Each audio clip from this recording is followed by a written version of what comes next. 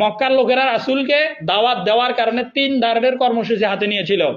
সূরা আনফালের 30 নম্বর আয়াতে সেই কথাগুলো আল্লাহ বলছেন, ওয়াইজ ইয়ামকুরু বিকাল্লাযিনা কাফারু, ওয়া মানে এবং ইজ মানে যখন, ইয়ামকুরু মানে চক্রান্ত করেছিল, বিকা মানে হে নবী আপনার ব্যাপারে, আল্লাযিনা মানে যারা, কাফারু মানে মক্কার কাফের, মক্কার কাফেরেরা যখন আপনার ব্যাপারে চক্রান্ত করেছিল। কি এক নাম্বার হলো ওয়াইজ ইয়ামকুরু বিকাল্লাযিনা কাফারু লিইউসবিতুকা মানে আপনাকে তারা বন্দী করে রাখবে।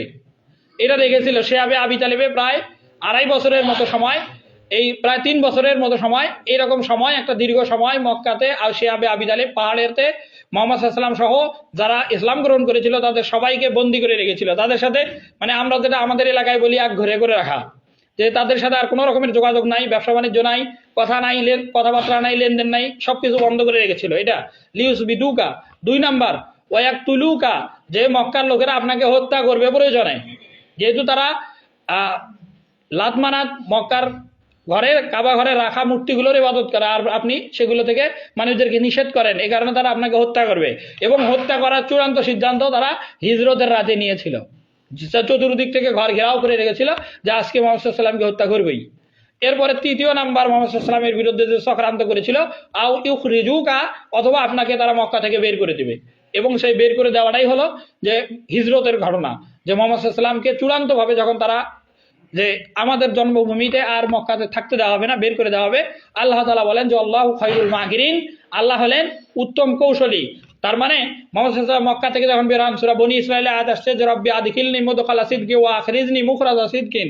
এই ওয়া আখরিজনি মানে আল্লাহ আপনি আমাকে মক্কা থেকে বের করেন সততার সাথে এবং আবার আমাকে মক্কাতে প্রবেশ করাবেন। এই দোয়া মুহাম্মদ সাল্লাল্লাহু আলাইহি ওয়াসাল্লাম হিজরত করার সময় বলছিলেন, এটা সূরা বনী ইসরাঈলে আসছে এবং আল্লাহ সেই দোয়া কবুল করেন। এবং যখন মক্কাতে আবার ফেরত আসেন তখন মক্কা বিজয় করে মক্কার পুরো কর্তৃত্ব মুহাম্মদ সাল্লাল্লাহু আলাইহি ওয়াসাল্লামের নিয়ন্ত্রণেই ছিল। আল্লাহ তাআলা সে কথা 2 সূরাতে বলছেন যে ইন্না ফাতাহনা লাকা ফাতহাম মুবিনা, আল্লাহ তাআলা মুহাম্মদ সাল্লাল্লাহু আলাইহি ওয়াসাল্লামকে স্পষ্ট বিজয় তথা মক্কা বিজয় দান করেছেন। আর আল্লাহ তাআলা বলছেন যে ইযা জাআ নাসরুল্লাহি ওয়াল ফাত, আল্লাহ সাহায্য ছিল আর এই সাহায্যের কারণেই এই বিজয় আল্লাহ তাআলা দিয়েছিলেন। এভাবে মক্কার লোকেরা যখন মক্কার লোকেদেরকে রাসূল সাল্লাল্লাহু আলাইহি সাল্লাম এক আল্লাহর দিকে দাওয়াত করা শুরু করলেন, মক্কার লোকেরা বিরোধিতা করলো এবং মক্কার লোকেরা কুফরি করলেও শিরক করলেও তারা লোকমান আলাইহিস সালামকে মানত জ্ঞানী হিসাবে।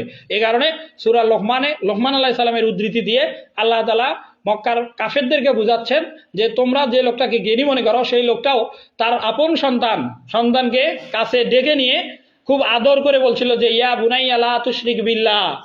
ইয়া বুনাইয়া মানে হে কলিজার টুকরা সন্তান, মানে একবারে খুব আপন ভাবলে এরকম শব্দ ব্যবহার হয়। ইয়া বুনাইয়া, হে আমার কলিজার টুকরা সন্তান, লা তুশরিক বিল্লাহ, যে তুমি আল্লাহর সাথে শিরক করো না। এই উপদেশ পিতা লোকমান জ্ঞানী লোকটা তার সন্তানকে বলছিল। আল্লাহ এটাই বোঝাচ্ছেন যে লোকমান কে তোমরা মক্কার কাফেররা জ্ঞানী মনে করো, সেই জ্ঞানী লোকটা তার সন্তানকে শিরক করতে নিষেধ করেছিল। আর মুহাম্মদ সাল্লাল্লাহু আলাইহি সাল্লামও তার উম্মতদেরকে মক্কার কাফেরদেরকে শিরক করতে নিষেধ করতেছেন। অতএব তোমরা মুহাম্মদ সাল্লাল্লাহু আলাইহি সাল্লামের কথা মেনে নাও, তাহলেই তোমাদের ইহকাল এবং পরকাল উভয় জাহানের সাফল্য আল্লাহ তাআলা দান করবেন।